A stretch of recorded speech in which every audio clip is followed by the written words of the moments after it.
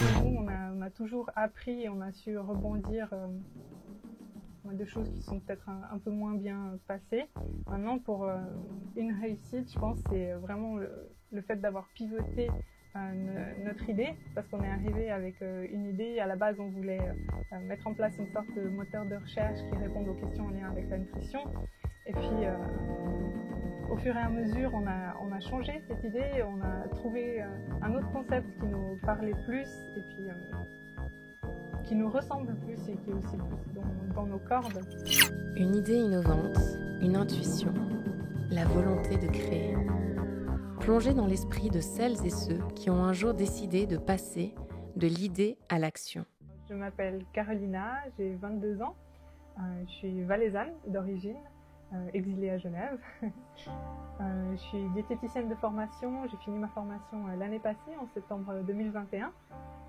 Et depuis, je suis assistante d'enseignement HES à la Haute École de Santé et je suis aussi chez Pulse. Alors moi c'est Vasco, j'ai 26 ans, passionné de sport depuis toute ma vie. J'ai commencé par une formation de coach sportif et j'ai su qu'il me manquait quelque chose en lien avec l'alimentation. Alors j'ai fait mon bachelor en diététique et nutrition et j'ai fini chez Pulse aussi. Mon sixième sens, la nouvelle saison de Pulse Uncover, le podcast qui vous dévoile les dessous de l'innovation. Cette série a été produite en collaboration avec The Spot Podcast Factory, grâce au généreux soutien de Bernay Associés. Bonne écoute. Alors la forme, qu'est-ce qu'on veut faire? C'est qu'on veut proposer des programmes complets pour répondre aux besoins et aux objectifs des personnes, toujours dans le domaine du bien-être et de la santé. Une sorte d'accompagnement sur mesure. Pourquoi on s'est lancé? C'est parce qu'en fait, à la fin de notre formation, voilà, on s'est retrouvés à se demander qu'est-ce qu'on va faire maintenant. Et puis les deux, on avait eu une idée pendant notre formation, qu'on s'est dit il y a un potentiel. Puis on a aussi l'envie de s'investir. Et du coup, la combinaison des deux a fait qu'on s'est lancé et puis qu'on a trouvé aussi cette opportunité chez Pulse. Donc ça débute dans le cadre d'un projet HES. Et puis on a été aussi fortement encouragé par les professeurs et on s'est dit pourquoi pas. On s'est présenté et puis nous voilà dans l'aventure. De par nos stages, nos expériences et de côtoyer aussi le réseau professionnel physio, ostéo, etc. qui nous a permis en fait de voir le système de santé. Et on a vu que le système de santé est basé que sur lorsqu'on est malade. Et nous, on s'est dit, pourquoi pas agir avant? Et du coup, on a créé justement la forme pour pouvoir créer une méthode dans la prévention. Tu sais comment ça se passe, la médecine en Chine, non? 4 fois par an, toute la famille va voir le médecin. Le type les soigne, c'est-à-dire qu'il cherche chez les gens en bonne santé les points faibles qui pourraient devenir des maladies plus tard. Il leur fait des points d'acupuncture, il leur donne des plantes, des corrections de régime, il rééquilibre la machine, on le paye et on s'en va. Pour eux, c'est ça la médecine. Je pense que c'est aussi pour ça que le système actuel n'investit pas beaucoup dans la prévention. Je pense qu'il nous faudra aussi beaucoup axer sur la communication et aussi sur les résultats qu'on aura, donc augmentation du bien-être et puis aussi les résultats sur la santé qui ne seront pas attestés. Ce qui est intéressant, c'est qu'on est tombé un peu sur une bonne période où les gens commencent à prendre soin de leur corps avec l'alimentation saine, la prévention. Donc je pense qu'on arrive dans une ère où les gens commencent à se soucier de leur santé et voient en fait l'impact qu'a l'alimentation, le sport sur leur santé future. Donc on a fait d'abord avec un projet avec une équipe de foot féminine.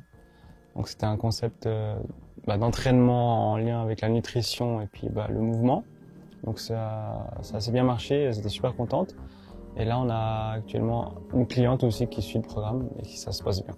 En 2015, les Nations Unies ont établi 17 objectifs de développement durable, aussi appelés ODD, qui ont été adoptés par 193 pays et que nous avons pour mission d'atteindre d'ici à 2030.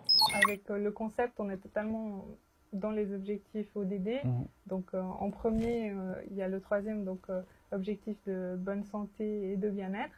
On agit là-dessus parce qu'en fait, on donne les clés aux personnes pour qu'elles agissent sur leur santé. Puis un autre, c'est le 12e, il me semble, c'est consommation et production durable, où on agit aussi dessus parce que on peut conseiller les personnes pour limiter par exemple le gaspillage alimentaire ou diminuer le bilan carbone de leur alimentation. Hey, hey, hey. Hey, hey, hey. J'entends cette toute petite voix me dire. Pour moi, c'était justement à la fin des études, je me suis dit en fait vers quoi je vais postuler parce qu'il n'y a rien qui m'intéresse. Alors je me suis dit il faut que je crée mon propre poste. Et c'est là où je me suis dit à la vie d'entrepreneur, pourquoi pas. Exactement, c'était un milieu que je connaissais pas du tout, que j'ai commencé à comprendre à la fin de ma formation parce qu'on a eu un cours sur le marketing. En fait, pour moi, c'était vraiment une combinaison d'événements. C'est que tout d'un coup, on a eu une idée, le concept nous semblait viable, qui avait du potentiel, et puis tout d'un coup, il y avait aussi la postulation, les candidatures pour Pulse, et puis on arrivait en fin de formation, et la combinaison de tout ça a fait que j'ai eu le déclic, et puis je me suis lancée avec Vasco et Dylan.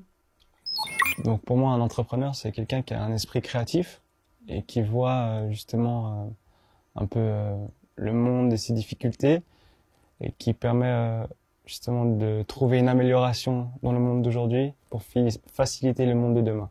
L'entrepreneur, c'est quelqu'un qui prend le risque d'aller en fait au bout de ses idées. Voilà. Et je me retrouve assez là-dedans. La grande compétence, c'est l'adaptabilité. Donc on est sur le terrain, on a nos expériences et puis notre théorie, mais on voit que ça suffit pas et que parfois il faut savoir continuer à apprendre, donc chercher l'information ou savoir déléguer. Mais c'est au héros lui-même de se présenter. Quel est ton nom? Tu as bien un nom tout de même. C'est venu d'une réflexion un peu commune où on cherchait un nom. Au tout départ, on s'appelait Question Nutrition, justement en lien avec ce moteur de recherche. Et puis après, on est passé par plein de noms différents. Et puis c'est celui-là qui nous a parlé le plus. Pourquoi ? Parce que c'est l'objectif, c'est que les personnes aient la forme. Et puis c'est déjà en fait ancré en nous. Souvent on dit est-ce que tu as la forme ? Et puis c'est un truc commun un peu. Du coup on s'est dit pourquoi pas de reprendre ce mot et de faire une entité. Alors en tout cas dans le cadre de Pulse, donc ça c'est sûr qu'on a des choses à rendre. Donc ça fait partie de nos échéances, en tout cas pour fin août. Maintenant, on est en plein dans la création de l'entreprise, donc on attend qu'elle soit enregistrée au registre du commerce.